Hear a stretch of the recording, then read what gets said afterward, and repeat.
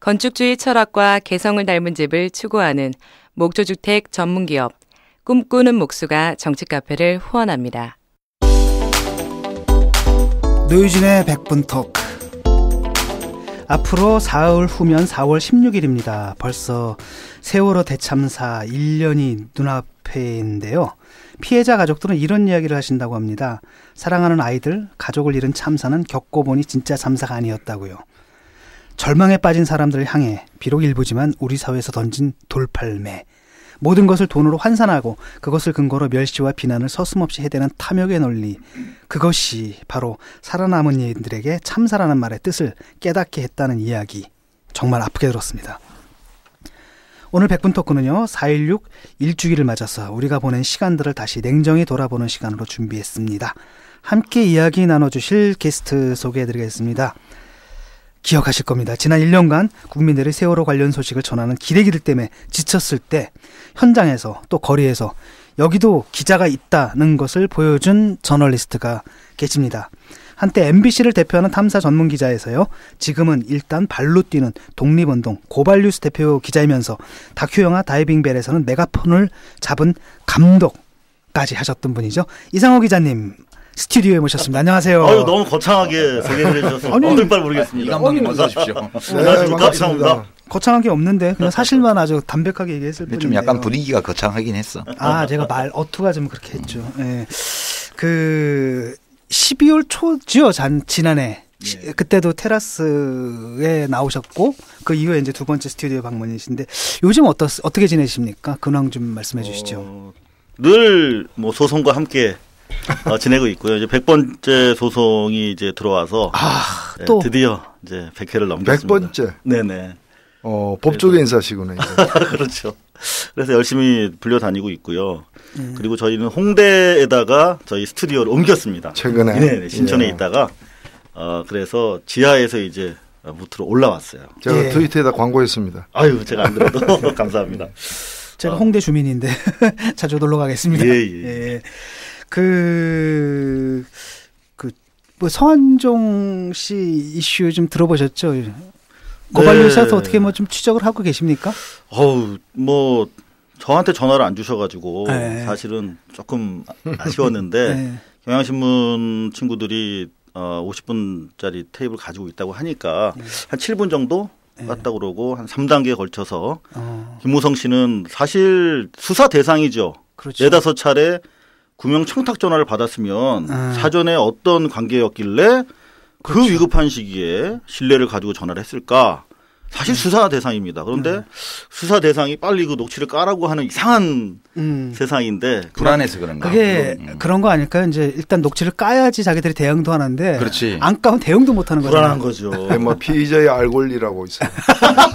그러니까 경향신문이 지금 계속 안 까고 있는 거는 그 피의자의 인권을 침해하는 거야. 저는 근데 여하튼 잘하고 있다, 경향신문이. 뭐 언제라도 필요하면 저희 경향신문 사스마리로 저희가 자원봉사 의사가 충분히 있습니다. 한 3단계에 걸쳐서 까겠다고 하니까요. 그 경향신문 기자들이라든지 그 주변에서 좀 들리는 얘기는 좀 없나요? 뭔가 상당히 뭐가 1차적으로 깠을 때 이 정도면 사실은 2차, 3차가 남아요. 저희가 뭐 법조비리를 비롯해서 많이 까봤잖아요. 근데 주로 까는 전문인데 우리가 충분히 예상을 합니다. 사전에 어떻게 나올지 도상으로 시나리오를 다 짜기 때문에 마지막 되치기, 지금 검찰을 통해서 바로 되치기 들어오지 않습니까? 노통 때도 돈이 빠져나왔다. 이런 첩보가 있다. 이런 식으로 동아일보에도 흘립니다. 이건 과거에 노통 수사할 때랑 비슷한 양상인데 그런 상황들을 다 봤기 때문에 제 소견으로는 뭐 큰 거를 뒤로 좀 준비하고 있지 않을까. 그렇게 기대를 하고 있습니다. 예, 개봉박두입니다. 예, 이제 바로 이어서요. 우리 오늘 좀 무거운 주제이긴 한데 세월호 주제입니다. 사실 어느새 1년인데 참 답답한 건 뭐냐면은 1년 지났는데 해결된 게 없다는 사실을 문득문득 깨달아요. 그렇죠. 해결된 게 없는 게 아니라 오히려 퇴보했죠. 그렇죠. 그러니까 최소한의 성취라는 게 특별법인데 사실 특별법 그거 여기 뭐 전직 정치인 존경하는 정치인분들 계시지만 정치권에서 한 게 아니거든요.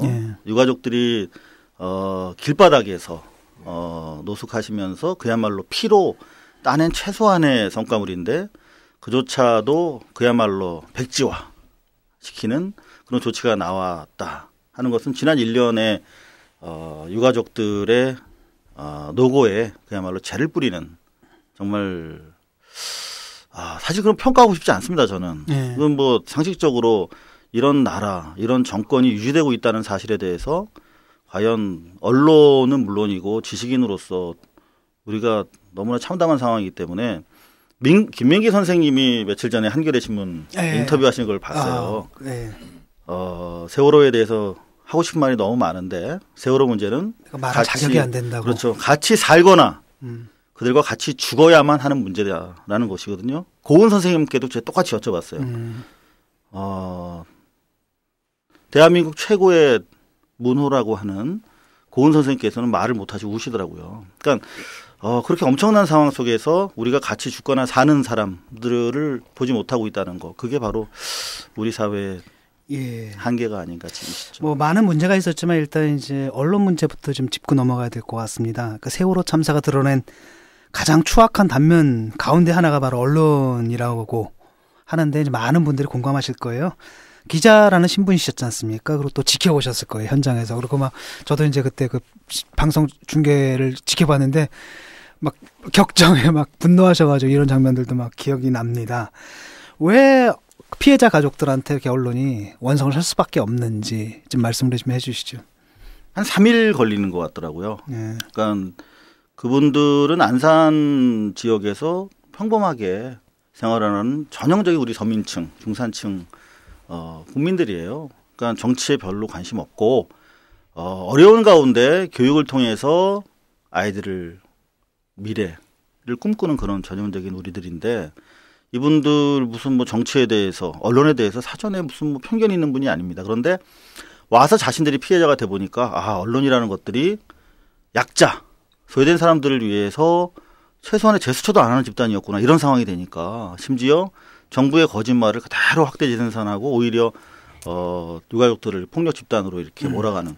그래서 첫 주말이죠. 첫 주말 한 3, 4일 만에 자연스럽게 구호를 외치면서 서울 청와대로 향하는 그런 상황이 벌어졌지 않습니까? 그때 구호가 두 가지였는데 거짓 정권 물러가라, 거짓 언론 물러가라. 이거 두 개였어요. 자연 발생적으로 그렇게 된 겁니다.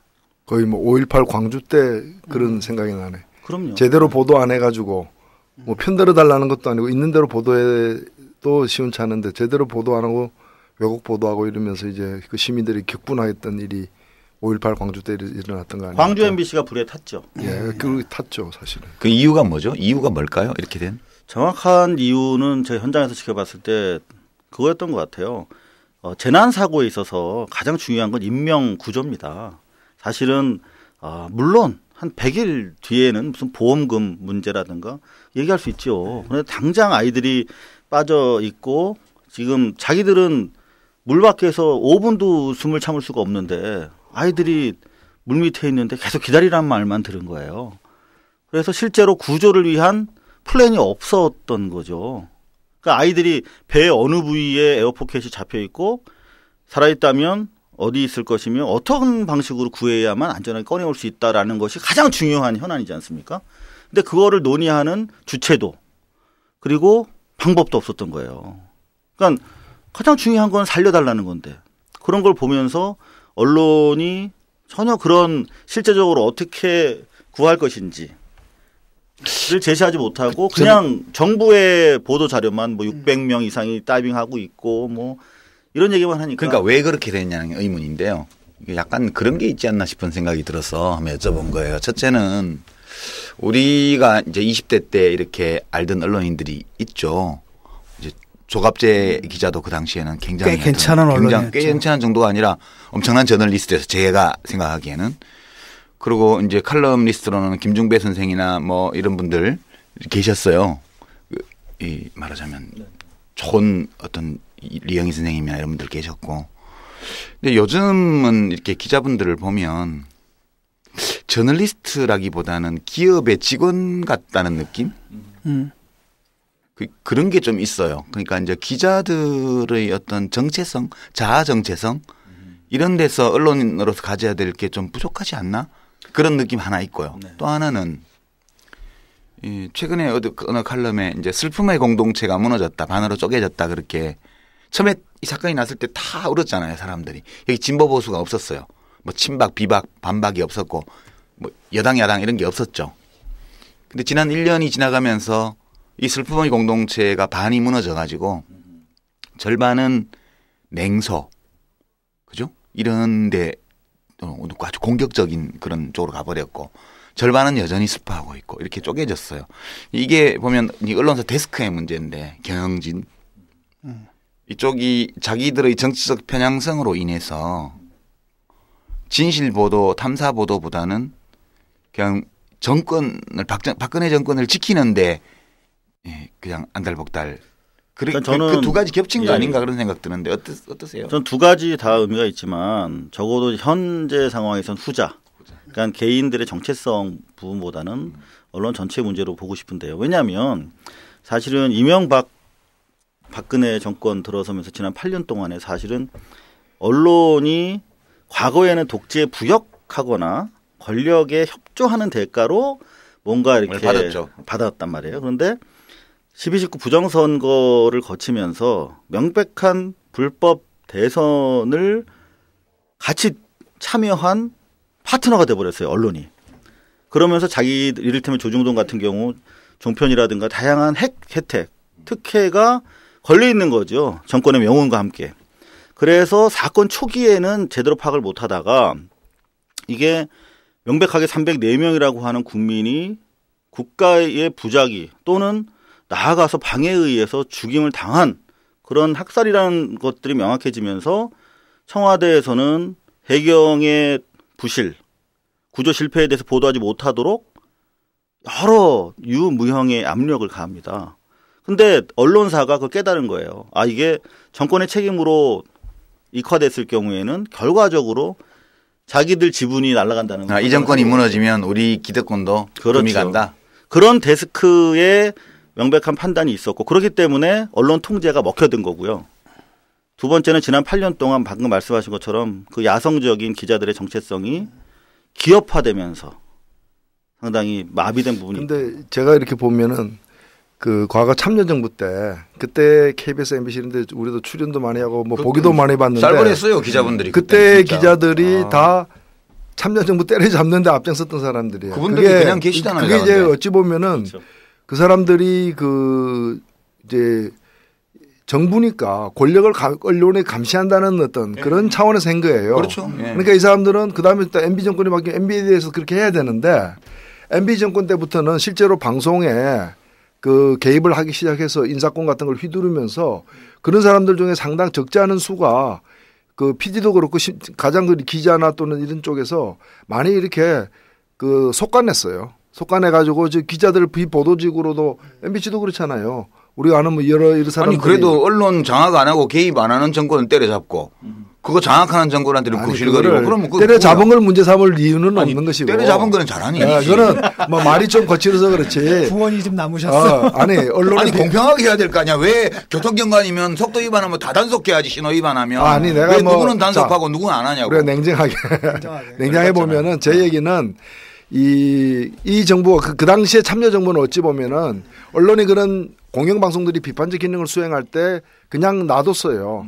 근데 이 정부는 그다음 이제 MB 정부부터는 오히려 그런 가능성을 미리 차단하기 위해서 인사님의 각종 어떤 수단을 동원해 가지고 자기 사람들 신고 말 잘 듣는 사람을 앞서 배치하고 이런 식으로 장악을 해왔고 그건 우리가 여러 뭐 사장들이 그 편집에 개입하는 과정을 통해서 봤잖아요. 그리고 그것이 박근혜 정부 들어서 더 노골화된 거죠, 사실은. 네. 더 노골화되기 때문에 이들이 현재 그 이런 공영방송 이런 사람들이 지금 보면 정권 안보의 천병이 되어가지고 이제 스스로 나서가지고 알아서 그냥. 그러니까 어느 정도냐면요.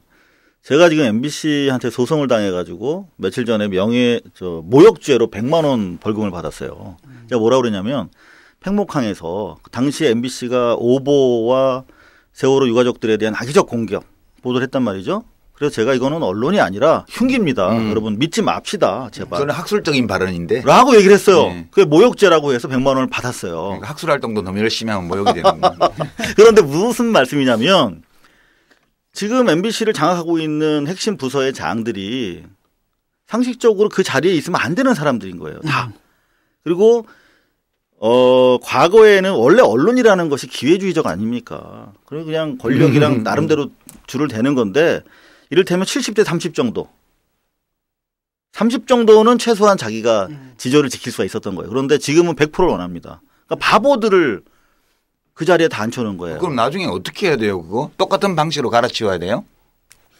나중에 지금 현재로 봐서 정권을 다시 정권이 가져올 수 바뀌면, 있다고 생각하세요? 정권을 바꾸면 그러면 그 다음에는 그 사람들을 또 있는 사람들 다 언론 자유니까 존중해줘가지고 그분들 마음대로 하시게 내버려 둬야 되냐고요.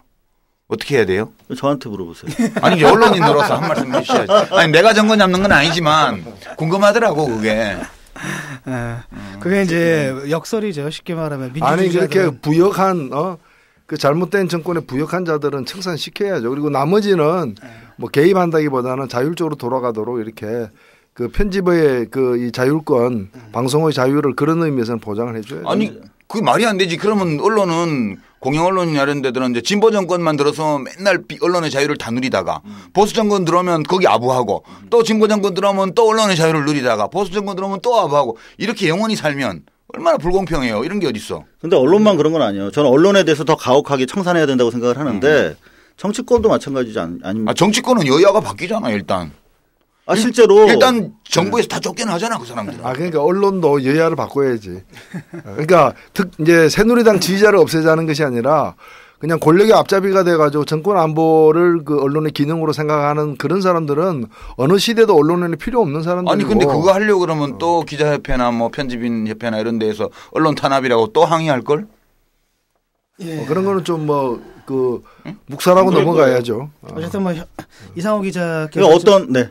밖에 나와 계신 거라든지 아니면 그 한학수 PD 그 광우병 아니죠 뭐죠 그 황우석 황우석 보도 그 포도했던 한학수 PD가 지금 빙상장 관리하고 있죠. 한때 거기 갔다가요. 네. 여론이 좀 심하게 일어났어요. 그 당시에. 그러니까 지금 뭐 여론이 일어나도 뭐 전혀 눈 깜짝하지 않는데 그때만 해도 뜨거워해서 황당한 거죠.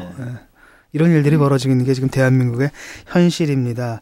지금 뭐 당시에 그 왜곡되지 않은 현장 소식을 접하기 위해서는 기존의 통로가 아니라 오히려 이제 뭐 SNS라든지 또 하셨던 직접 이상호 기자께서 하셨던 그 팟캐스트라든지 아니면 인터넷 방송이라든지 이런 데 많이 의존을 했었는데 지금 뭐 아직도 뭐 언론의 과제가 남아 있을까요? 어떤 면에서 그 해야 할 일이 남아 있다고 보세요? 저는 유가족들이랑 똑같다고 생각해요. 그분들은 2014년 4월 16일로부터 단 하루도 지금 나아가지 못하고 계시거든요. 마찬가지로 우리의 보도도 마찬가지다. 그러니까 당시에 왜 우리가 살릴 수 없었던가 하는 부분에 대해서 다시 시작을 해야 된다고 생각해요. 모든 것이. 그리고 이제 순차적으로 왜 사고가 났는지 하는 경위의 문제라든가 하는 부분에 있어서 검찰 수사. 이를테면은 그 당시에 언딘이라고 하는 업체가 구조를 했어요. 네. 그러니까 대한민국 해군도 있고 해경도 있는데 가장 실질적으로 중요한 작업을 언딘이라고 하는 사실상 자격이 약한 업체가 수의계약을 통해서 했단 말이죠. 근데 검찰이라는 곳에서 조사를 해보니까 무슨 뭐 홍대계, 그러니까 뭐 금전 거래는 없었고. 검찰 간부들이 언딘 쪽으로부터 철마다 홍대게를 좀 선물로 받았다. 홍대게, 홍게대게 이런 거. 그것 때문에 다른 업체 또는 민간인들을 못 들어오게 하고 언딘한테만 기회를 준 거예요. 설마 그것 때문에 그랬으려고? 그게 대한민국 검찰의 발표입니다. 그런데 그런 대게 안에 뭐가 있었다는 건가? 대게에다 뭘 좀 넣어. 대게 다리에다가 뭐 1억 원짜리 수표를 말아서 넣어놨다든가 이런 거? 대게는 그냥 살만 있죠. 살을 빼내고 그 안에다가 이렇게. 그런데 이를테면 그런 기본적인 물음이 던져지지도 못한 채 지금 계속 여기까지 밀려온 상태거든요. 그러니까 저는 다시 언론이 먼 곳으로부터가 아니라 바로 그 당일 그 시점으로부터 다시 시작해야 된다라고 생각을 해요.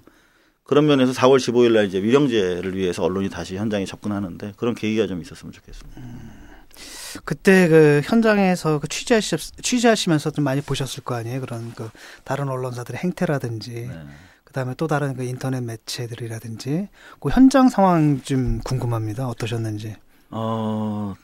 일단은 사실 쉬운 현장은 아니었어요. 이를테면 뭐 잘 아시겠지만 삼풍 백화점 붕괴 사고, 그때를 생각을 한번 해보자고요. 그런 대형 참사가 있을 때 가장 중요한 게 뭐죠? 어디에 생존자가 있는가? 어떻게 접근할 것인가? 어떻게 안전하게 끌어낼 것인가가 제일 중요한 거예요. 그죠?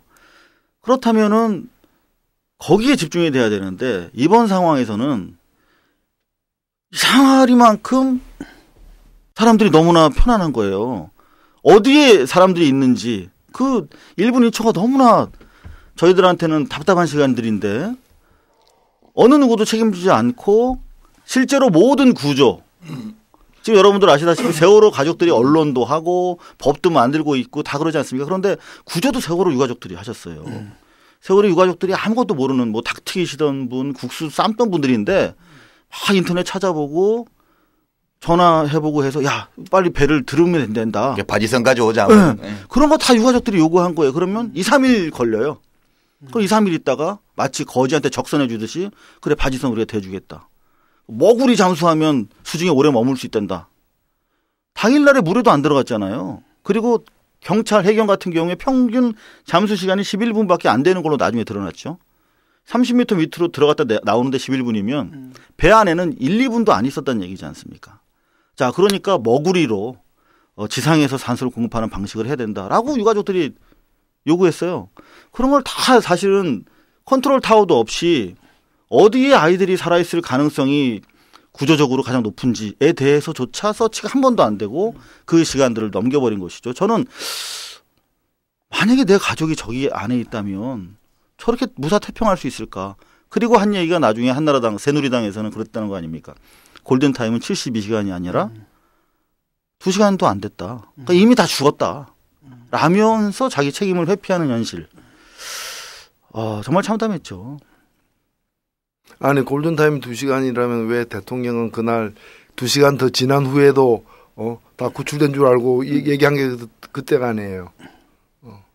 근데 저는 사실은 이제 그 배가 빠지고 나서 상황은 이제 속수무책 상황이었다 이렇게 보는데 진행된 거는 근데 진짜 그 안타까웠던 게 배가 거진 1시간, 2시간 가까이 물 위에 떠 있었잖아요. 가라앉기 전에. 그리고 애들은 나중에 동영상을 보면 그냥 선실에 있었고 헬기 소리 들리고 뭐 다 있었는데 그러니까 그 배 안의 상황을 파악을 해서 누군가는 그 이제 기다리라 그래서도 나와라 이렇게만 이렇게 해줄 수 없었을까? 그게 시간이 1분, 2분이 아니고 1시간, 2시간 그렇게 배가 기운 채로 떠 있었는데 그게 제일 이해가 안 가더라고요. 왜 그랬을까?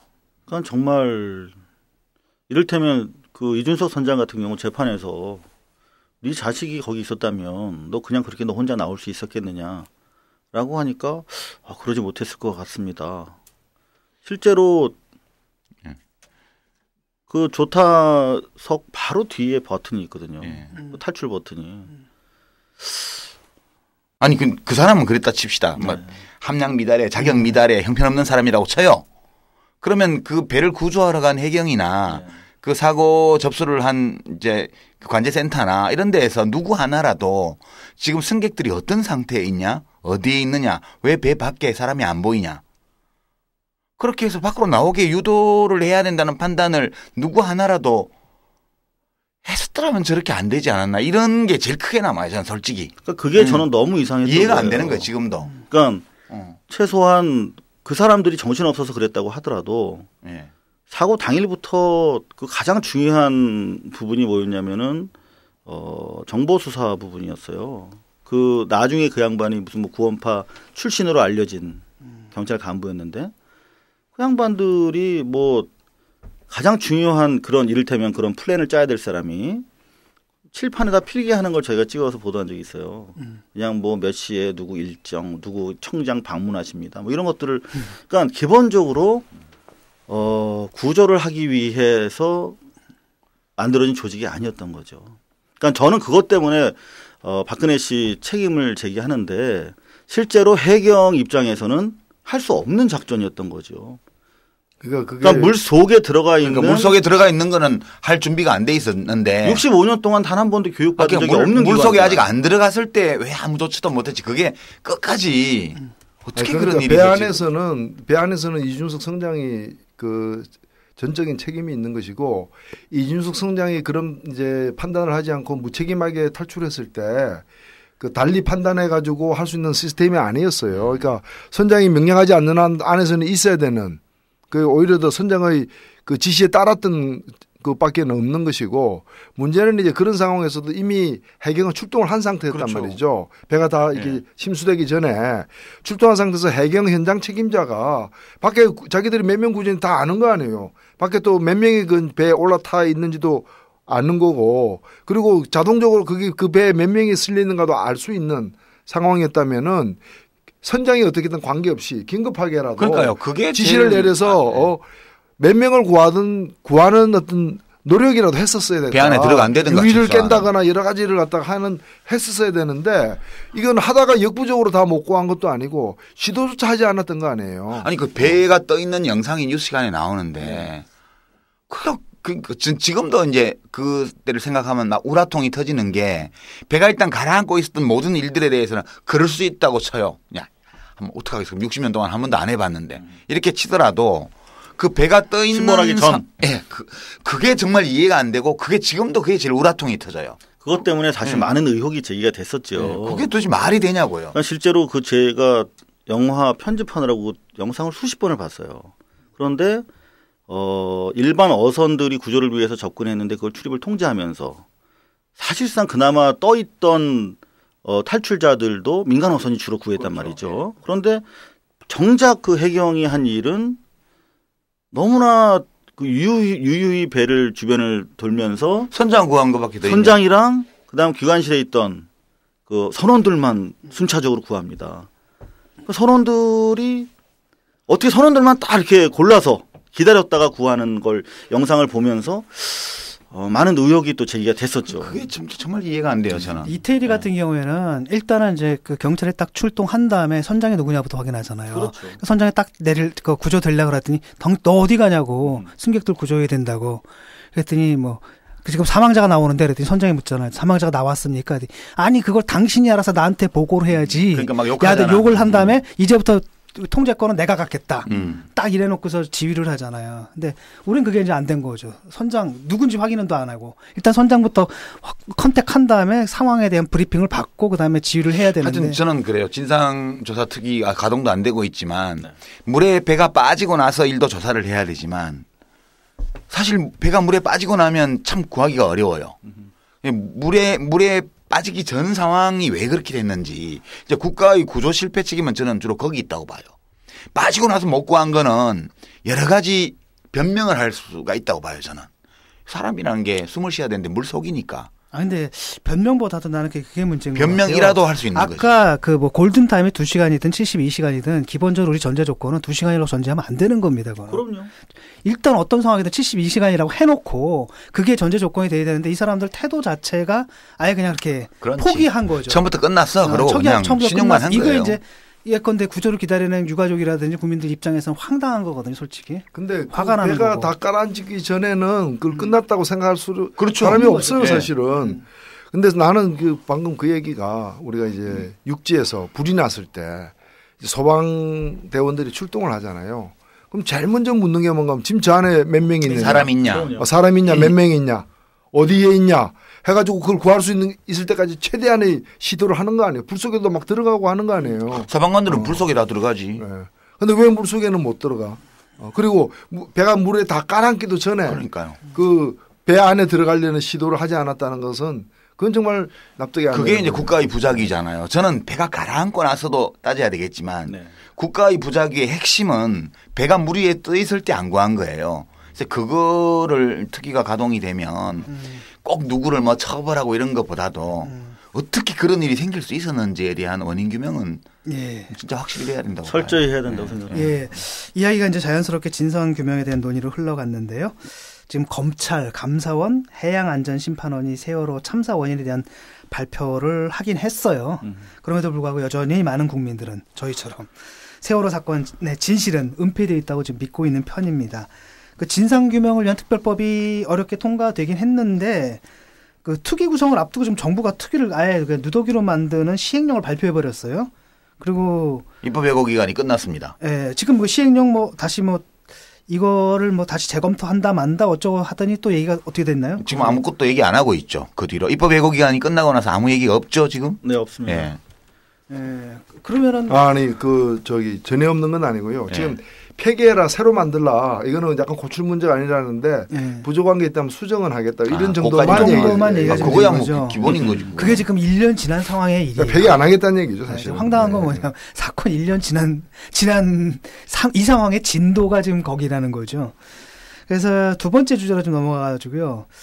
이상호 기자 취재하셨지 않습니까? 하면서 많은 우리도 굉장히 많은 의문을 갖고 있는데 취재를 하시면서 가장 중요하다고 보신 그 물음표가 있었을 것 같아요. 그게 어떤 것들인지.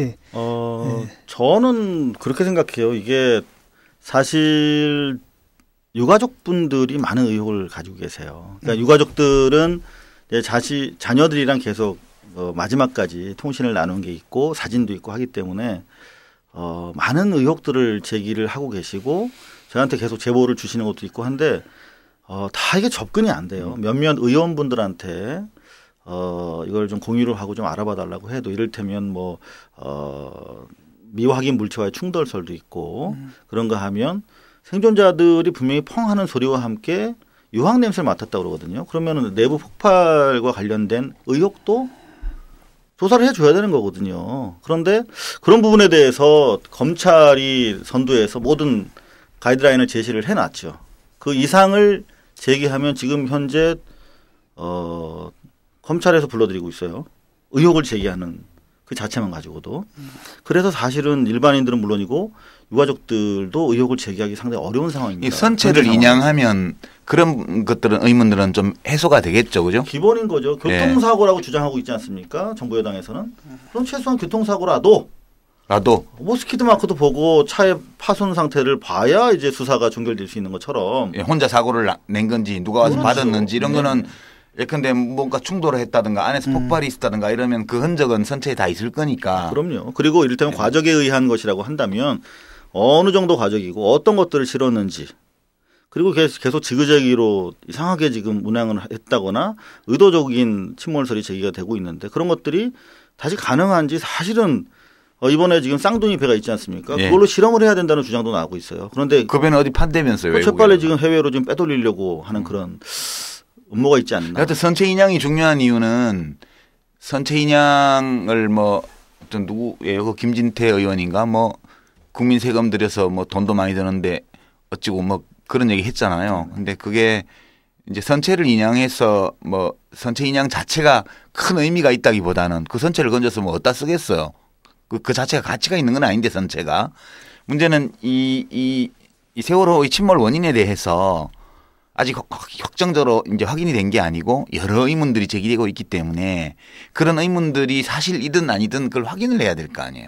그러려면 선체 인양이 꼭 필요한 거죠. 돈이 좀 들더라도. 그럼요. 사실 정부 여당에서 선체 인양하자고 한창 구조 진행 중인 시점에서 얘기를 했었어요. 그때는 이제 선체 인양하자는 얘기가 구조하지 말자는 얘기였어요. 그렇죠. 그래놓고 이제는 선체 인양과 관련해서 돈 얘기를 하고 있는데 이를테면 이태리의 꽁코르디아호 경우만 해도 지금 우리가 뭐 1,000억 정도 얘기를 하고 있는데 한 10배 이상을 들여서 인양을 했고 결과적으로 그 과정에서 마지막 행방불명자가 선내에서 수습이 됐어요. 이태리는 20배를 들인 거죠. 한 사람을 찾기 위해서. 근데 우리는 9명이 아직 선내에 있지 않습니까? 선내에 있을 거라고 봐야 되는 거예요. 그렇죠. 72시간이 지나도 살아있을 거라고 우리가 가정을 해야 했었던 것처럼 지금 9명이 선내에 있다고 보고 일단 구조 또는 수색의 완결판으로서의 인양이 첫 번째고요. 선체 인양은 그렇죠. 꼭 거기 이 배 안에 있을 것으로 남아 있을 것으로 추정하는 9사람의 시신을 구하기 위한 것만은 아니죠. 물론 그걸 포함해서. 근데 그게 그렇죠. 1차적으로 가장 중요한 건 일단은 왜냐하면은 생각을 해보세요. 내 가족이 그 안에 있어 아직. 그럼요. 그럼 확인을 해야 될 거 아니야. 이것도 없이 그냥 묻어버리는 건 말이 안 되는 거고 저는 볼 때 그게 가장 중요하고 그 다음에 이제 그 선체를 인양하게 되면은 뭐 사고라든지 이런 부분에 대한 우리 그 진실을 파악할 수 있다는 원인 규명을 하는데 확실한 지금 남은 건 아직 구조가 안 됐다니 9명이 지금 아직 안 나왔다는 얘기예요. 그럼요. 첫 번째는 수색의 완결판으로서의 인양. 두 번째는 사고라고 주장을 하고 있는 정부 입장도 확인을 해봐야 되겠고 그렇죠. 그다음에 그 밖에 의도적으로 침몰시켰다라고 주장하는 부분까지 상당히 많은 스펙트럼이 있기 때문에 그런 차원에서 조사를 해야 되는데 더구나 유가족들이 증거보전 신청을 해놨어요. 배에 대해서. 그 재판을 하기 위해서는 인양을 해야 되는 부분도 있습니다. 어쨌든 일단은 지금 방향은 인양 방향으로 사실은 가고 있는데 정부가 공식적으로 이걸 확인을 안 해주고 있는 거죠. 시점을 두고 계속 언론 플레이를 하는 거죠. 지금 제가 괴롭히는 거죠. 지난주 방송에서 그렇게 얘기했는데 재보선 앞두고 그때까지만 인양할 것처럼 액션하다가 재보선 끝나고 나면 다시 기술적인 어려움을 이유로 들어서 인양 안 하는 쪽으로 갈 수도 있다. 제가 그렇게 저는 나쁘게 예측을 했었는데. 저는 유 작가님의 돗자리 예언에 대해서 항상 제가 무릎을 치면서 경탄하는데 이 부분도 똑같이 그렇게 될 거라고 생각합니다. 그러니까 조선일보에서 재보선과 관련해서 립서비스를 하라는 지시가 있었어요. 팔면봉에 보면.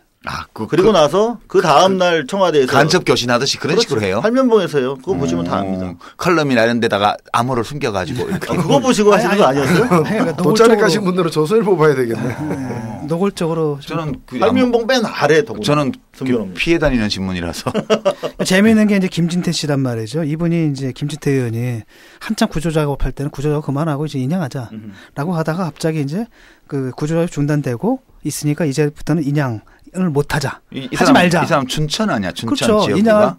인양하지 말자라고 하다가 또 이제 박근혜 대통령이 한마디 했거든요. 굉장히 뭐 적극적으로 인양할 것처럼 얘기를 했단 말이죠. 또 입장을 또 바꿨어요. 아니 뭐 그거야 뭐. 네. 글쎄요. 그분 말씀에 대해서 우리 코멘트를 해야 그렇지 되나요? 뭐. 그렇죠. 코멘트할 만한 가치도 없지 뭐. 정신 나가는 넘어가죠. 분들 뭐. 우리는 인간 아닌 대상하고는 교류를 잘 안 해. 아니, 그건 좀 위험한 말씀 같은데.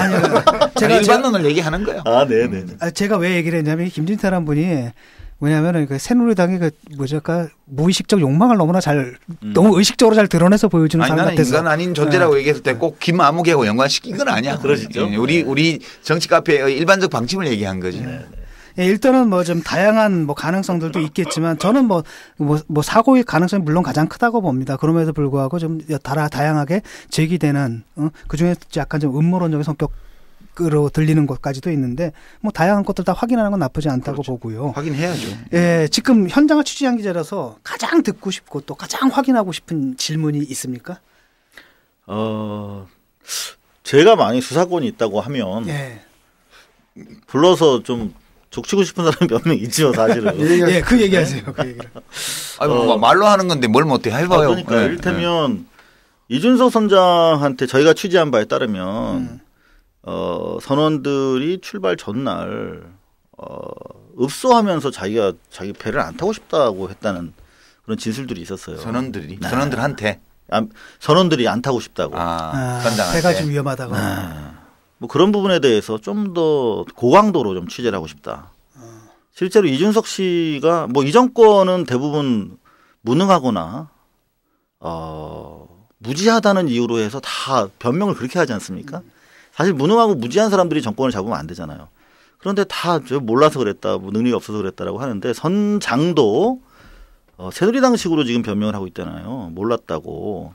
근데 좀 더 강하게 저는 그 선장과 선원들에 대해서부터 초동부터 조사를 다시 해야 된다. 왜 경찰이 따로 재웠고 그때 무슨 어떤 이야기들이 있었는지 하는 부분까지도 그런가 하면은 국정원에서 보고를 최초에 받았어요. 그러니까 그 두 배는 이상하게도 뭐 잘 아십니다만 저희가 최초 보도한 바에 따르면은 사고 직후에 보고를 국정원에만 하게 돼 있어요. 다른 배들과 달리. 큰 배라서 그렇다고 하는데 다른 큰 배들은 안 그러죠. 안 그런데. 그래서 실제로 이제 국정원에 확인해 봤더니 자기들은 문자로 보고를 받았다라고 얘기를 하고 있거든요. 그럼 그 이후에 어떻게 조치를 했느냐? 안 했다라고 하는데. 보고를 지랄한다고 보고를 받아? 아니 그런데 보고를 뭐하러 보고를 왜 받아? 다른 배와 다른 배들과 달리 이 배는 국정원에 보고하게 돼 있어요? 그 부분에 대해서 제가 조사를 하고 싶다는 얘기죠. 좀 불러서. 저도 그런 생각. 국정원 특별 관리하에 있는 배인가? 그러니까 뭐 전시를 대비해서 아니 관리해도 좋아. 난 관리해도 전시를 대비해서 관리하고 뭐 경우에 따라서 관리할 수도 있다고 쳐요. 네. 그 보고를 받았으면 보고를 원래 받는 이유가 있잖아요. 그렇죠. 뭐 어디 쓰려고 보고를 받지 안 그럼 뭐하러 보고를 받냐고. 보고를 사고가 났다고 보고를 받았으면 국가정보기관으로서 응당 취해야 될 조처를 취해야 될 거 아니야. 청와대 연락을 한다든가 뭐 안 되든가. 그런 거 있지 않습니까? 그거는 수사 상황이에요. 그러니까 진짜 이게. 그거는 불고지죄죠. 불고지. 이후에 조치를 안 한 부분에 대해서는. 그러니까 그럼 진짜. 저는 이제 그때 이제 이런 상상을 했어요. 물론 근거는 없지만. 예컨대 왜 국정원에서 안가 뭐 이런 거 운영하잖아요. 네. 그것처럼 거기에 이제 호화스럽게 개조된 부분이 있잖아요. 그 부분을 유병헌용. 그 부분들을 걔들이 좀 사용했던 게 아닌가 이런 생각도 좀 들었고. 실제로 국정원이 관리한 그 문건에 보면 뭐 자판기 위치라든가 직원들의 뭐 근태까지도 다 체크를 하고 있단 말이에요. 네.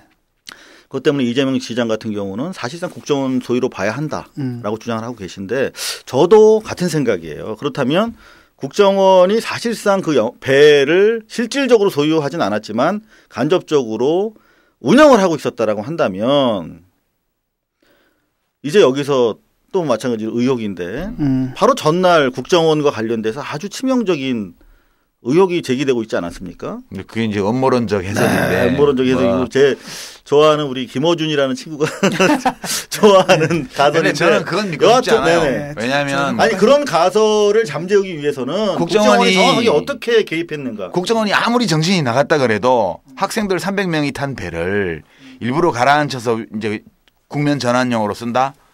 이거는 정말 믿고 싶지 않아요. 저는. 그거는 좀 이거는 정말 이렇게까지 인간에 대해서 우리가 물론 인간이 나쁜 점이 있고. 근데 팽목항에서 죽어가는 국민들 앞에서 보인 저들의 양태를 보면 저는 아니 뭐 그렇다 쳐도 저는 뭐든지 가능할 수도 있겠구나 하는 생각도 사실을 가져봅니다. 근데 저는 좀 냉정하게 보면은 국정원이 뭐 그게 방 만들어도 그 방을 이용하기 위해서 관리했다는 것도 뭐 논리적으로는 있을 수 있는 가정이지만은 1950년대 후반에 보면은 그 신안 앞바다에서 여객선 한 척을 어떤 사람들이 그 월북용으로 납포해가지고 승객과 더불어서 이제 월북한 적이 사건이 있었어요.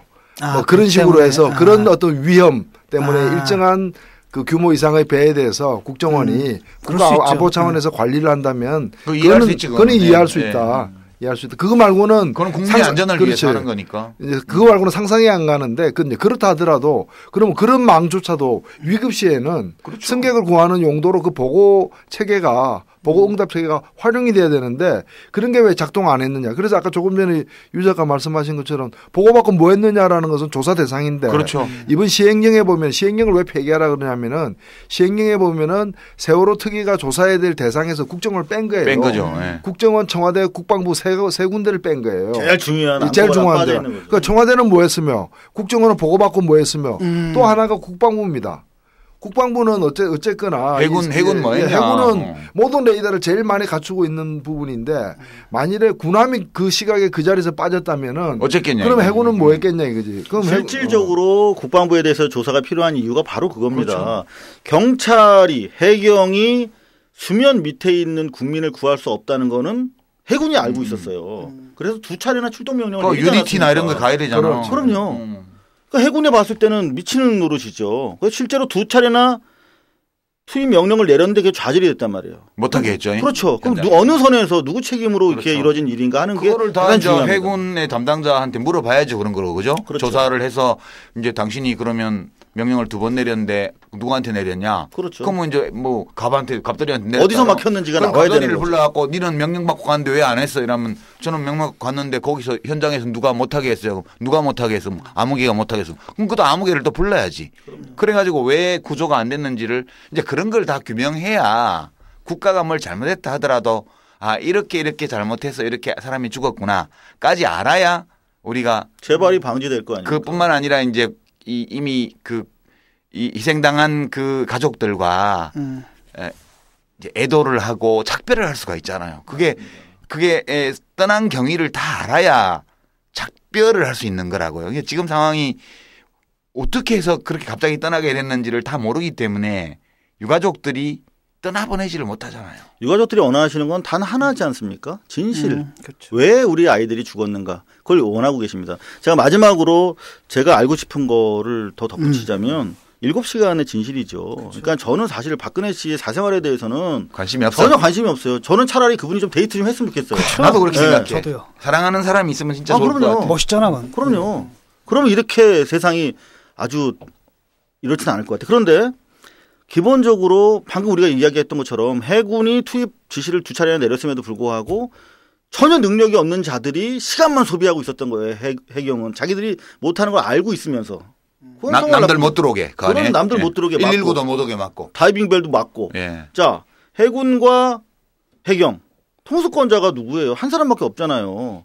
그러면 중요한 게 박근혜 씨가 7시간 동안 어떤 내용을 보고받았는지 그리고 뭐라고 지시했는지 그리고 제 차 어떻게 체크했고 어떻게 제 지시를 하고 어떻게 교정했는지 아무것도 안 했대잖아요. 그 부분이 드러나지 않으면 만약에 아무것도 안 했다면 하루도 대통령 자리에 앉아 있을 수 없는 거죠. 중대한 귀체가 아니겠습니까? 그때 뭐 7시간 만에 나타나서 했었던 말씀을 좀 보면은 미루어 짐작하건대 상황을 몰랐던 거죠. 몰랐던 거죠. 네. 아니 그리고 아니 애들 왜 구명조끼 입고 있는데 물 위에 떠 있는데 못 구하냐고. 왜 못 구하냐고. 왜 못 찾아요? 이러니까 모든 걸 그렇게 찾기 어려워요. 그러니까 해경 해체가 거기서 나오는 거잖아요. 그러니까 아니 팔씨름에 졌다고 해서 저거 자기 오른팔 자르는 사람이 어디 있어? 그러니까 사실은 지금 가장 규명될 가장 그 진상 규명과 관련해 가지고 핵심적으로 우리가 좀 봐야 될 부분이 청와대 부분하고 그렇죠. 국방부 부분하고 근데 그걸 다 조사를 국정원 못하게 부분인데 시행령이 바로 그걸 맡고 있는 거잖아요 지금. 그러니까 이 시행령이 조사를 위한 시행령이 아니라 조사를 못하게 조사를 막기 위한 시행령인 거죠. 그러니까 트로이 시행령, 트로이 뭔가 아니 근데 이제 이것 때문에 이석태 위원장이 대통령 면담 요청을 했잖아요. 이 시행령은 대통령령이잖아요. 그렇죠. 대통령이 이렇게 명령하겠다고 지금 입법 예고를 했고 그거에 대해서 특위위원장이 이렇게 하면 안 된다고 의견을 냈고 그렇죠. 그렇기 때문에 대통령하고 만나서 얘기를 해야 되겠다고 면담 신청을 했는데 대통령은 자기가 이렇게 명령을 내리겠다고 예고해놓고 그거에 대해서 딴 사람들이 위원장이 좀 만나서 얘기합시다 했는데 답이 없어. 중남미 가야지. 중남미. 아니 아직 안 갔고 이제 갈 거야 지금. 16일 날 짐 싸고 있죠. 짐 싸고. 16일 날 한복 데리고 있고. 이거 뭡니까? 이건 뭐예요? 근데 이거는 어떻게 해석해야 돼요? 이거는 기본적으로 박근혜 씨의 부정선거 이후에 그거를 그 집단을 처단하지 못하고 정치적으로 계속 거래하고 밀려온 정치권의 책임이죠. 아니 왜 박근혜 대통령 책임을 정치권으로 떠넘겨? 네? 정치하는 사람들은 억울하지 그러면. 왜 억울해요? 아니 무슨 새누리당이 대통령 보고 그러라고 시키기를 했어. 새정치민주연합이 시키기를 했어. 왜 정치권? 실제로 대부분 국민들은 정치인에 대해서 헌신적인 자기들의 대표라고 생각 안 하죠. 그냥 그 말씀은 옳다 하더라도 옳다 하더라도 아니 나는 박근혜 대통령이 그 4월 16일 날 오전에 이제 뭐 콜롬비아인가 어디로 출국을 한다는 얘기를 듣고 뉴스를 보고 좀 의아했어요. 정말로 이게 일정 조정이 안 돼서 불가피하게 이날 나가는 걸까? 그렇지 않으면 일부러 이날로 맞춰서 나가는 걸까? A, B 어느 쪽인 것 같아요. 아니 옛날에 그 정권 운영해 보셨으니까 알지 않습니까? 우리는 이런 식으로 안 해봐가지고 대통령의 경선이라는 게 얼마나 정치적입니까? 저는 이날 볼 일이 있어 나가는 게 아니다고 생각해요. 왜냐하면 그 무렵에 4월 중순에 중남미에 볼 일이 있다면 딴 날 나갔을 거예요. 그렇죠. 왜? 4월 16일은 세월호 참사일이기 때문에 이날 피해서 나갔을 텐데 이날만은 피하고 싶었기 때문에 그날 나가기 위한 뭘 일정을 일부러 만든 게 아닌가. B라는 거지. 예, 그게 그런 의심이 드는 거죠 사실. 각하 오늘 같은 이런 날 국내에 계시면 여러모로 속도 시끄럽고 불편하실 테니까. 하여튼 이분이 무슨 바람의 딸 한비야도 아니고 네, 그렇다고 나라 밖으로 행군하라. 일만 터지고 그냥 나라 밖으로 행군이에요. 아니 그렇다고 미리 나가셔서 또 안 계시면 그걸로 또 정북 좌파들이 시비를 걸 수 있으니 당일 아침에 간략히 일주기를 맞아서 심기 표명을 하시고 그리고 국익을 위해서 나가신다면 부작용은 적고 마음이 편하실 것 같습니다. 아니, 이렇게 했을 것 같아요. 제가 해명을 하나 해야 될 것 같은데. 근데 가면 그 4월 15일이야 그날. 콜롬비아 가면 4월 15일이라니까. 제가 왜 이 사안과 관련해서 박근혜 대통령 하야를 얘기하고 그리고 12.19 부정선거에 대해서 단죄하지 못한 우리 정치권이 책임져야 한다라고 이야기하는지 짧게 제가 좀 해명을 해야 될 것 같아요. 아니 그건 얼마든지 하세요. 뭐 해명이 아니라 뭐 주장, 여기는 아무거나 다 게스트는 다 주장할 수 있어. 제가 팽목항에서 확인한 내용이기 때문에 그래요. 제 판단은 기본적으로 부정선거에 대해서 공범이 된 언론들이 확대시킨 사건이고 그리고 이런 얘기를 합니다. 여당 측에서 야 니네 그러면은 민주정부의 하에 이 세월호 참사 났으면은 구조했을 것 같아? 저는 구조했을 것 같아요. 최소한 한 사람이라도. 저 그렇게 생각합니다. 왜 그러냐면 저는 팽목항에서 이 독재라고 하는 것이 불통이라고 하는 것이 소통부재라고 하는 것이 실제로 이 하위 말단에서 이런 사고가 생겼을 때 어떻게 참사로 이어지는가 하는 그런 사이클을 제가 직접 볼 수가 있었어요. 이를테면 투명하게 커뮤니케이션이 안 되는 거야. 이 말단에서는. 예. 다 눈치만 봐요. 지시 내려오기만 기다리는 거예요. 언론사에서도 능력이 없는 자들. 이를테면 전국부장. 있어요. 아주 대표적인 아주 기사 못 쓰고 커뮤니케이션 못하는 기자입니다. 그 사람이 전국부장으로 있었어요. 근데 20년을 같이 기자 생활했으니까 알죠. 그 양반이 오보를 한 거예요. 오보의 사실상 책임이에요. 그러니까 그 목포 MBC에서 절대 그거 전원 구조 아니라고 합니다. 그거 기사 나가면 안 됩니다라고 2차례나 보고했음에도 불구하고 묵살했어요. 이런 독재적 정권 하에서 이런 단일한 사고로 어찌면 보면 볼 수 있는 것들이 확대 재생산 참사로 키워지는 걸 보면서 결국은 이것은 12.19 부정선거로 집권한 불법적 집단에게 우리가 정권을 하루도 연장해서 맡겨서는 안 되는 상황이 이어지면서 나타난 부분이기 때문에 그러기 때문에 아니, 그런데 합법적으로 당선된 대통령을 어떻게 물러나게 할 방법이 없잖아요. 본인이 물러나지 않는다면. 국민과 함께 저항해야죠. 그러니까 그 국민들이 수도 없이 끌어내리는 게 아니라 하라 이거죠. 아 그럼요. 네. 국민들 유가족들이 앞장서고 국민들이 거리를 메웠을 때 정치인들이 몇 사람이나 그 앞에 있었습니까? 네. 그 정치투쟁에서 나온 게 이를테면 시행령이야. 결국 이렇게 될지 몰랐습니까? 아니 근데 이제 그 이상호 기자의 감독님, 네. 이상호 감독님의 심정은 뭐 충분히 이해가 되지만 근다고 해가지고 막 그렇게 막 주장한다고 사람들이 다 그렇게 하면 되겠다 이렇게 생각은 아닐 것 같아요. 저는 이제 이런 의견도 있다는 걸 말씀드립니다. 그렇죠. 이런 의견도 있죠. 심정이야 뭐. 심정이야 공감하죠. 근데 이제 박근혜 대통령이 4월 16일 날 출국하는 거에 대해서 저는 그런 생각을 좀 했어요. 우리 내재적 접근을 우리 프로그램 우리 방송 생긴 이후로 특히 박근혜 대통령과 이 정권에 대해서는 항상 내재적 접근을 하려고 우리가 노력해 왔잖아요. 그래서 그분을 항상 모십니다. 이렇게 머릿속에. 아니 우리가 북한에 대해서까지 내재적 접근을 하자고 하면서 우리가 뽑은 대통령에 대해서 내재적 접근을 안 해준다는 거는 굉장히 이건 공정치 못한 거야. 예, 근데 됐습니다. 저는 대통령이라고 부르는 자체도 우리가 오도하고 있다라고 생각해요. 아니 그러니까 실제로 그거는 귀하의 의견이시고. 실제로 정치인의 제1차적 목적이 준법은 아닙니다. 현존하지 않는 저항의 법을 만드는 것도. 아니 나는 이제 그냥 나 시민으로 생각하는 거예요. 정치인은 옛날에 하던 사람이고 나는. 근데 내재적 접근 해보세요. 다시 내재적 접근을 해보자고. 예, 자 각하 노력을 오셔 내리셨습니다. 예. 왜 그러세요? 우리가 대통령을 신이 내린 거야 지금. 대통령이 국민을 이해 안 해주면 국민이 대통령을 이해해야지. 어떡할 거야. 그래야 반쪽 소통이라도 될 거 아니야. 그렇다고 모두가 다 심리학자가 될 수는 없는 거예요. 그러니까 이제 혼자서 지금 하고 어쨌든 대책은 세우더라도 이해는 해보자고. 그러니까 왜 4월 16일 오전에 출국할까 이렇게 생각을 해봤는데 그럴 수 있겠다는 생각이 들어요.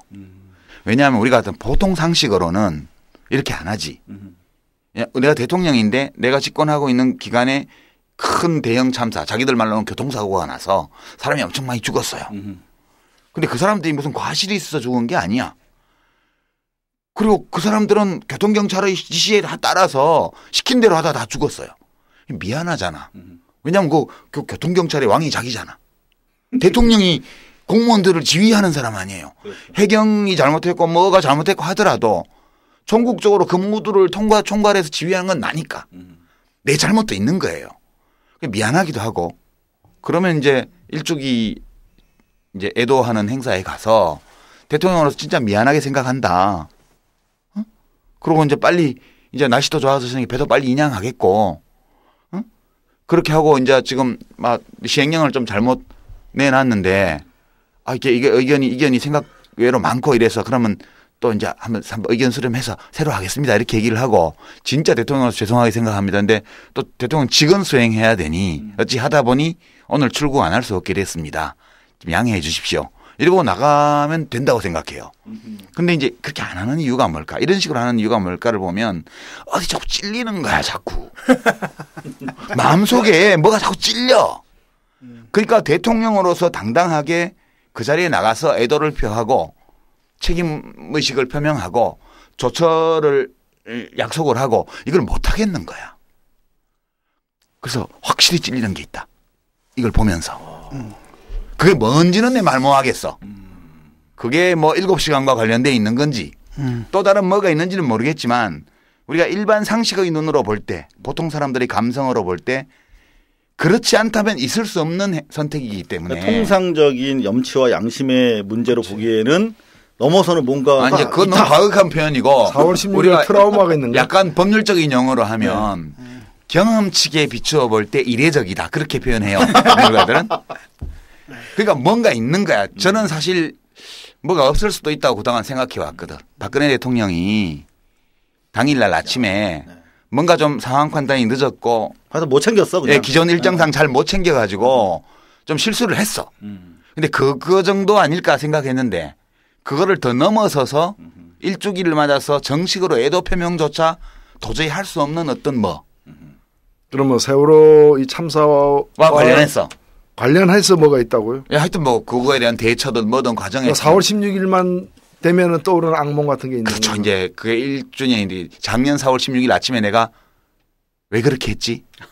나와 관련돼 있는 어떤 게 있는 것 같아. 그게 없이는 이게 일어날 수가 없어. 아니 그럼 남미에 가가지고 하룻밤 자고 나면 그 다음날 또 4월 16일인데. 이제 안 들어오지 그때까지는. 계속 나가 있는 거지. 4월 16일을 네. 피할 수가 없잖아. 그래서 이거는 진짜 이거는 외상 후 스트레스 장애가 있는 것 같다. 우리가 그 내용과 이유를 구체적으로 알 수는 없지만 뭔가 심하게 상처받았다 대통령이. 그건 있는 것 같아. 이게 보면서 이건 보통 문제가 아니구나. 내가 그냥 생각했던 것보다 훨씬 깊은 어떤 뭐가 있다. 이 내재적으로 접근해 볼 때 이런 게 나오는 거지. 돗자리를 까시더니 이게 우리가 이해를 하자고. 돗자리를 까시더니 이제 모시기도 뭔지 하고 그게 내리기도 문제에 하고. 대해서는 시간이 조금 더 걸려. 예. 참고로 전 그 부분에 대해서는 무당론을 제기한 적이 있어요. 저는. 무당. 그거는 지난번 우리 그 시각에 무당을 만났다. 아니요. 그분이 무당을 좋아하는 분이었잖아요, 원래. 샤머니즘. 네. 과거에 최태민 씨 그것도 부모님을 다 비극적으로 잃는 그런 가족사적 고통을 당하면 그 누구나 결과 다 그런 정도 될 수 있는 거예요. 그래서 물론 이해합니다만 내재적으로 이해를 하자고 우리가. 이해합니다만 최태민 씨는 태자마마라고 불렸던 무당이었어요. 근데 그러니까 신기가 있는 사람. 그렇죠. 보통 말로. 좀 무당에 대해서 그냥 일반 명사로 쓰고 있는 거예요. 네. 네. 예. 샤만. 무당도 약간 자격증 같은 게 있지 않나? 자, 그런데 그 당시에 여러 경로로 이제 편지를 보냈다고 하지 않습니까? 회고록에 따르면. 네. 그런데 내가 꿈에서 유경수 여사가 잠깐 나오는데 우리 딸이 현몽으로 이제 우리 딸을 좀 도와달라라고 하는데 영애를 한번 만나야겠습니다. 해서 만난 거예요. 무당이 만나고 하니까. 그래서 자꾸 청와대 들어오시면 안 되는데 무당이니까 이상하게 볼 거 아닙니까? 그래서 목사 안수를 받잖아요. 나중에 그래서 목사 안수를 나중에 받는 거예요? 근데 최태민 씨의 5번째 부인의 5번째 딸 최모 순실 씨 이름을 바꿨습니다만 이분이 아버지의 영향을 가장 받은 아버지가 가장 총애했던 딸로서 그 현몽의 능력을 부여받은 사람이에요. 그래서 박근혜 대통령의 개인적인 친분 관계가 최순실 씨로 이렇게 이어져서 있다는 그런 얘기가 많이 퍼져 있죠. 최순실 씨한테 계속 현몽을 받는다는 제보를 가지고 기사도 저희가 썼어요. 그런데 아직까지 청와대에서 부인하지 않고 그래서 있거든요. 이제 실세는 최순실 씨의 엑스 허즈번드 전 남편 말고 이름 뭐지 그 사람 최순실 씨다. 정아무개 씨. 정윤혜 씨가 실세가 아니고 최순실 씨가 실세고 정윤혜 씨는 실세의 남편에 불과하다. 그런 시각이 있죠. 그렇죠. 그런데 저희가 그런 보도를 했음에도 불구하고 아직 저희가 영세 대한매체라 그런지 아직 소송을 안 하고 계신데 소송이 들어왔으면 좋겠어요. 그래서 좀 쭉 저희가 조사를 하고 싶은데 결과적으로 우리가 이렇게 상상을 초월하는 일정과 정치적인 제스처 같은 것들이 저는 최태민 씨로부터 이어진 최순실 씨의 현몽. 이를테면 현몽 정치의 결과일 수도 있다 이렇게 추론하는 거죠. 역사적으로 보면 여말, 고려말, 신돈 이런 거 생각. 그렇죠. 러시아 혁명 제정말, 라스푸친, 역사상에 그런 게 많죠. 이를테면 대통령이 공식적으로 입는 한복들, 그거 다 최순실 씨가 넣어주는 거란 말이에요. 지금도. 멍치수를 알아야 되니까. 그리고 한복이라는 건 되게 주술적이에요. 색깔과 관련돼 있기 때문에. 그러니까 그런 것들을 공식 채널에서 하지 않고 여자한테서 가장 중요한 게 의복입니다, 사실은. 지금 한국 유사를 쓰고 계시네. 우리 지금 한국 사기에 대해서 우리 정사를 했는데 유사를. 정사를 하다가 지금 야사를 잠깐 넘어갔습니다. 복식사에 대해서 또 불행하게도 제가 말씀드린 건 팩트에 근거해서 지금 말씀 중인데. 예. 그 다음 주제로 넘어가가지고요. 전 국민이 지켜보는 가운데 완벽한 구조 실패의 무능을 보여줬습니다. 그러니까 구조만 실패했던 건 아닌 것 같아요. 모든 게 다 실패했죠. 보고부터 구조부터 그 사후 수습부터 나중에 뭡니까 이거 처리까지도 실패 중인데 그런가 하면 또 그런 정보를 위해서 지난 1년간 유가족을 벼랑으로 내몬 정치 세력들이 있었어요. 정말 어느 세력이에요? 이름이 뭐예요? 있는데. What's your name? 조류와 관련돼 이렇게 있어요. 아니 새누리당 아니야? 그거 왜 말을 못해? 우리 의견이야 이거 그냥. 모욕죄 걸릴 수도 있어요. 아니 그래서 그런 거는 집권당은 욕 먹는 게 일상 업무라니까. 언론도 마찬가지인데 소송하지 않습니까? 아니 돼지한테 돼지라 그러면 모욕이 아니죠. 막 조리와 이런 거는 모욕죄에 해당할 수 있어. 그냥 지난 1년간 세월호 희생자 유가족을 벼랑 끝으로 내몬 정치 세력은 새누리당이다. 이거는 의견 표명이야 그냥. 그렇죠. 그죠? 논평이죠. 그것도 아주 건전한 의견 표명이야. 이게 새누리당은 자기들이 벼랑 끝으로 몰았지만 벼랑 밑으로 떨어뜨린 세력은 따로 있다 이렇게 또 얘기할 거 아니에요. 자, 근데 좀 황당했던 건 뭐냐면은 유가족들에 대한 공격이에요. 난 차라리 오케이 그냥 무관심까지는 이해가 돼. 그렇잖아요. 사람이 처음에 딱 들어왔을 때 막 공감하던 사람들도 같은 뉴스 계속 반복해서 듣고 무뎌지잖아요. 그러다 보면 나중에는 뭐 약간 짜증을 낼 수도 있고 그럴 수 있다고 봐요. 그러니까 그게 아니라 이렇게 공격을 하잖아. 그러니까 김진태 씨도 그렇고 뭐 하여튼 계속 그 폭식 투쟁 뭐 일베 애들 나와서 폭식 투쟁도 더 하고. 더러운 공격은 뭐냐면은 더 천인공날 그 공격은 뭔가면은 그 이 배상금 문제예요. 그렇죠. 그래서 마치 그 유가족들을 돈을 밝히는 세력으로 그 이 탐욕스러운 어떤 그 요구를 하고 있는 사람으로 몰아치는 거고 또 그런 과정에서 또 돈 받으려면 이제 일체의 다른 요구는 할 수 없다라는데 각서를 이제 서명해라라는 식으로 그래서 두 번 세 번 살인을 하는 거죠. 그러니까 유가족까지 죽이고 있는 거지. 근데 그런 세력이 지지율 1등인 당인 이유는 또 뭐야? 언론 때문에 그런 거죠. 저는 언론의 만화가 이거는 언론이구나. 네, 그렇게 보고 제대로 알리지 못해서 그렇다. 근데 언론도 도매금으로 언론 그러면 많잖아요. 좀 문제가 있잖아요. 착한 언론도 있잖아. 우리 이상호 기자도 언론이잖아. 착한 언론 다 떠나서 언론은 다 연대 책임지게 돼 있는 구조예요. 그러면 안 되는데 그 우리가 못된 언론사하고 착한 언론사는 구분을 해야지. 그래서 착하고 건전한 언론사는 후원하고 지원하고 구독하고 이렇게 하고 나쁜 데들은 상종하지 말고 이래야 될 거 아니에요. 다 도매금으로 해버리면 해결책이 없잖아요. 책임이 왜 있냐면요. 기자는 기본적으로 사실을 알리고 전파하는 데 그쳐서는 안 되는 것이고 이걸 최대한 많은 사람들이 알도록 하는 부분까지도 역할을 해야 되기 때문에 그 부분에 대해서 못한 거죠. 뭐 자아 비판으로 듣겠습니다. 너무 심하게 자아 비판을 하시면 적어도 세월호와 관련해서는 그렇다는 말씀입니다. 예. 뭐 최근 드러나는 권력 핵심증의 부패 양상도 결국은 부패한 권력의 단면이 드러나는 과정이라고 보면은 뭐 그다지 새로운 일은 아닌 것 같은데요. 참 세월호 참사 사실 우리 사회에 굉장히 큰 과제를 준 거잖아요. 이렇게 더 이상 가서는 안 된다라는 과제를 줬는데 그때도 우리가 예상을 했죠. 또 1년 후에 똑같을 거다. 근데 아니나 다를까 좀 상황이 달라진 게 없는 것 같아요. 똑같지는 않은 것 같아요. 조금은 이렇게 사람이 어떻게 다 변하겠어요. 그죠? 무슨 파란색 글씨 1번 이런 거 좋아하는 사람 요새는 빨간 글씨 1번 이런 거 좋아하는 분들이 다 바뀔 수는 없지. 일부가 바뀌면 또 사회가 변화하는 건데 또 바뀐 분들이 또 있는 것도 사실 아닌가 싶어요. 근데 저는 변하긴 변했다. 하지만 악화됐다. 그래요? 이렇게 생각을 해요. 그러니까 아까 말씀하신 것처럼 최초에는 여야 뭐 이념 거릴 것 없이 다 슬퍼하지 않았습니까? 그런데 지금은 우리 진중호 교수님 말씀하신 것처럼 공격하는 세력까지 생겨났고 실제로 동아일보사 앞에 가보면 버젓이 플래카드가 살아남아 있어요. 그런 플래카드가 그러니까 한편으로는 지금 말씀하신 것처럼 세월호 사건에도 불구하고 오히려 더 이 눈뜨고 볼 수 없는 그런 이제 작태들이 이렇게 벌어지고 있는 건 사실이에요. 뭐 언론도 더 악화됐고 솔직히. 그래도 다른 한편으로 보면은 세월호 사건을 겪으면서 가슴 아팠던 많은 사람들의 어떤 이 정서적 연대라거나 합의 수준 이런 거는 좀 더 다져지는 생명이 돈보다 덜 중요할 수는 없다.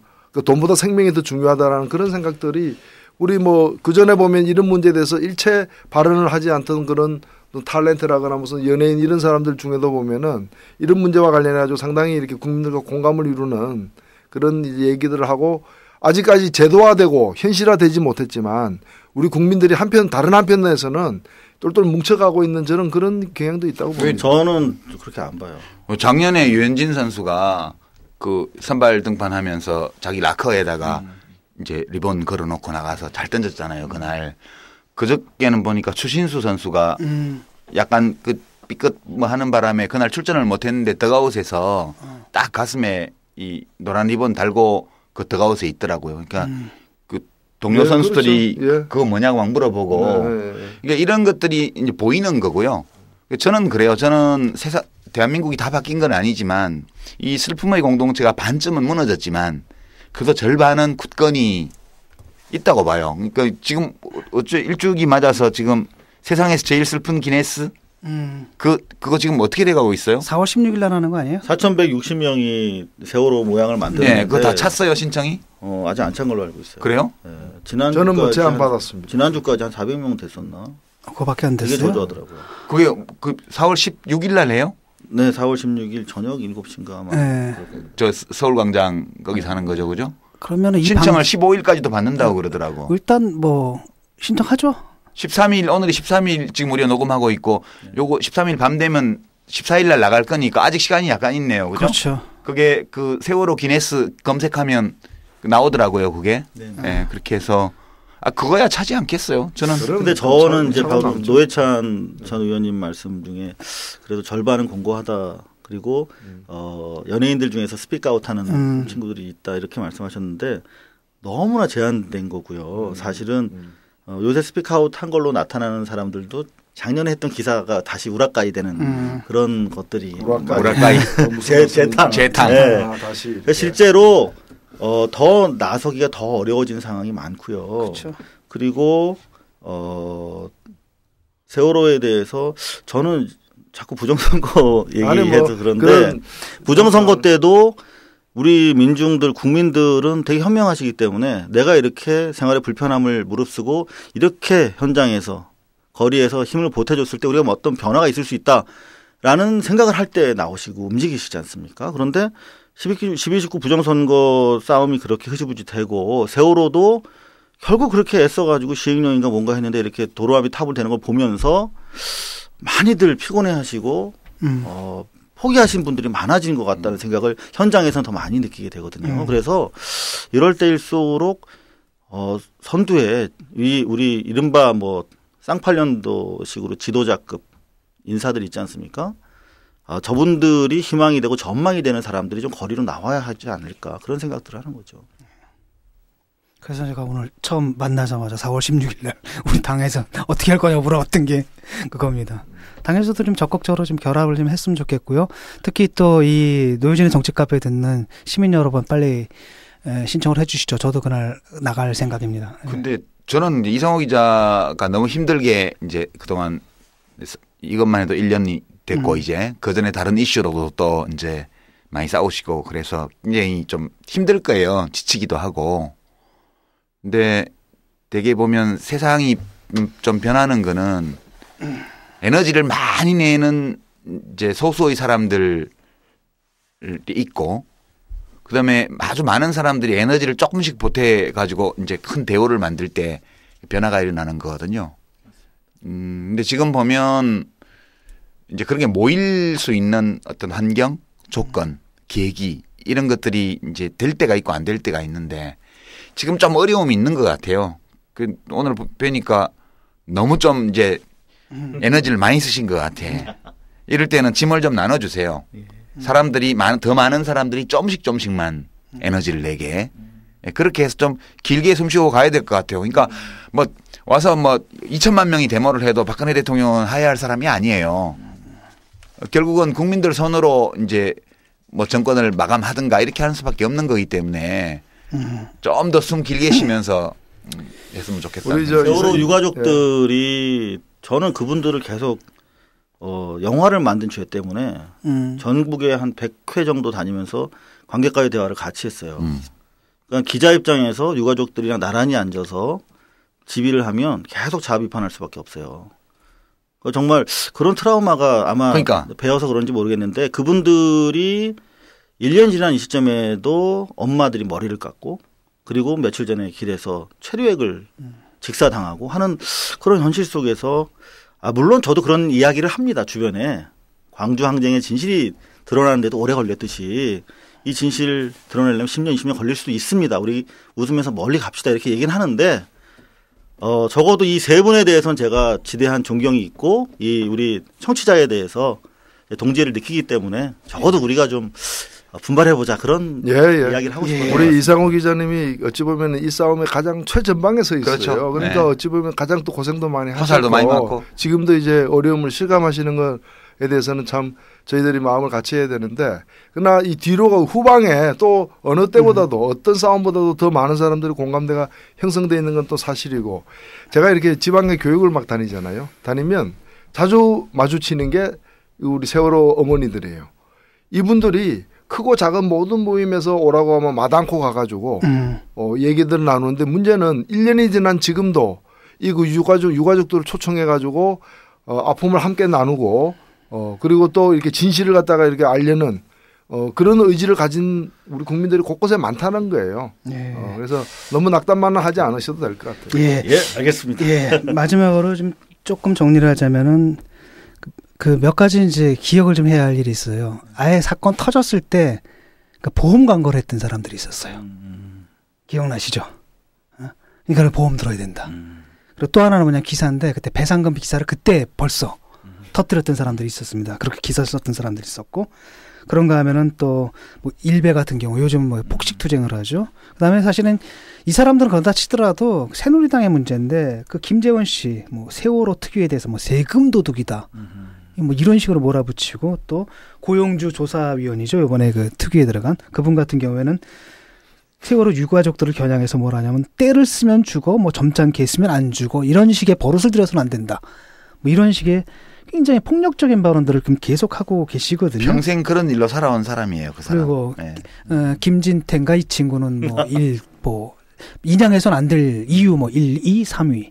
3번 번호까지 저런 사람 물에 빠지면 절대 인양하면 안 돼. 그래서 저도 그렇습니다. 절대 인양하지 맙시다. 네, 절대 인양하면 안 돼. 왜냐하면 첫 번째 비용이 든다. 두 번째 위험하다. 네, 저런 사람은 절대 인양하면 안 돼. 예. 그리고 저 세상 플러스 김진태하고 세상 마이너스 김진태하고 어느 게 더 나은 세상이냐라고 이성적 판단을 내려볼 때 모든 사람들의 판단이 일치할 거라고 보거든요. 근데 수자원 보호하기 위해서는 맞아. 그것 때문에 수자원 보호 때문에 정정하겠습니다. 인양하는 걸로. 예, 그래서 이와 관련해 가지고 뭐냐면은 아까도 그런 말씀을 하셨는데 저는 가장 인상적이었던 장면이 그 오드리 헵번 가족이 오셨잖아요. 네. 아 정말. 네. 네. 예뻤던 젊은 시절에 오드리 헵번도 생각이 나고. 네. 그분이 말년에 그런 활동을 본인이 많이 했습니다. 예. 그걸 그 아들이 또 아들과 딸들이 이어받고서 하는 거죠. 예, 우리나라 사람도 아니고 그냥 멀리서 사고를 지켜본 그 사람들이 다가와서 아픔을 같이 하고 아픔을 같이 하는 것을 넘어서서 자기들의 재원으로 또 기억의 숲 같은 걸 조성하고 이러는데 그런 사람들도 있는데 도대체 이 나라에서 좀 전에 그 얘기했던 이런 식의 이거 좀 인간의 관점에서 정말 우리 사회가 병들었구나라는 걸 깨닫게 되고요. 또 우리 사회를 이렇게 병들게 만든 것 중에 하나가 그 원인 중에 하나가 결국 정치였던 것 같아요. 정치병 때문에 지금 이렇게 되는 거 아닙니까? 사람들이 심성이.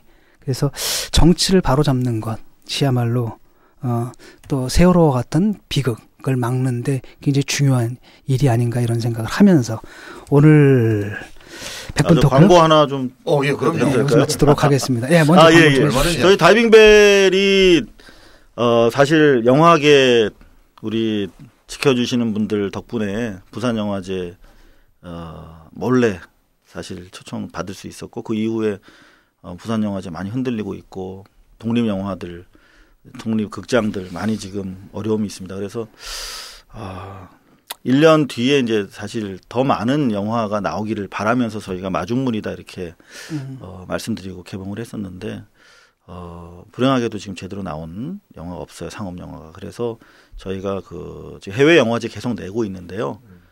태국이랑 미국에 초청을 받았습니다. 그 작품 해외판을 4월 16일 날 저희가 재개봉을 합니다. 그래서 좀 달라요. 어디서 합니까 개봉을? 극장을 수배를 하고 있는데 6개밖에 안 됩니다. 어디에요? 네, 서울에는 아트나인 극장. 우리 아트나인. 유 작가님 자주 가시는. 예, 저기 저 어디 사당동 이수역. 네. 이수역 옆에. 이수역 7번 7구인가. 네, 그다음에 메가박스 이수의 12층 맞습니다. 예. 그다음에 광화문에 있는 인디플러스. 네, 알아요. 네. 그리고 나머지 4개 관은 뭐 강릉, 대전 뭐 이렇게 되는데 그리고 저희 홍대에 있는 이한열 방송센터에서도 매주 금요일 무기한으로 저희가 상영하려고 하고 있습니다. 그래서 많이들 지난번에 사실 대형 극장에서 안 걸어주셔가지고 5만 명밖에 안 봤어요. 그런가 하면 온라인으로도 풀었는데 대부분 이렇게 불법 다운로드를 받으시는 바람에 10,000명밖에 안 보셨어요. 그래서 토탈 6만 명이 보셨는데 이 영화는 참사 직후 15일 동안 내 모습을 그대로 드러내는 영화입니다. 기록입니다. 그래서 과연 우리가 사고 초기에 뭘 놓쳤는지 뭘 잘못했는지 하는 부분에 대해서 다시 시작할 수 있는 영화이기 때문에 꼭 좀 같이들 좀 봐주셨으면 하는. 그러면 4월 16일 날 아트나인에서도 볼 수 있습니까? 네, 그렇습니다. 이수역 그쪽에. 네. 네. 아트나인. 광화문 인디플러스가 거기 아니에요? 흥국생명이 있는데. 맞은편. 맞은편. 흥국생명은 저기고 그거고. 시네큐브고. 그 맞은편에 있는 건물. 네네. 네. 인디 스페이스인가. 네. 근데 4월 16일 아트나인에서 그 찰리 채플린 옛날 영화 그것도 같이 독재자를 개봉해요. 개봉하는데 그 두 영화를 다 보면 이제 이어지겠네. 그러겠죠. 그 아트나인은 입구에 그 카페 레스토랑이 있는데 거기가 이트나인이에요. 네네. 집이 상호가. 네네. 근데 이제 가격에 비해서 양이 조금 적기는 한데 맛은 괜찮아요. 간접 광고하는 거. 예. 우리 청취자 여러분들 4월 16일 날 그 영화 다이빙벨도 좀 보시고요. 또 특히 4월 16일 날 행사가 있습니다. 많이들 참여해 주시고요. 우리 정치카페 노유진도 거기 함께 하도록 약속드리겠습니다. 세상에서 제일 슬픈 기네스. 예. 세상에서 제일 슬픈 기네스. 오늘 세월호 참사 1주년을 맞아가지고요. 현장에서 정말 누구보다도 더 열심히 발로 뛰었던 이상호 기자님 모시고 말씀 들어봤습니다. 오늘 말씀 감사합니다. 네, 감사합니다. 수고하셨습니다. 예, 감사합니다.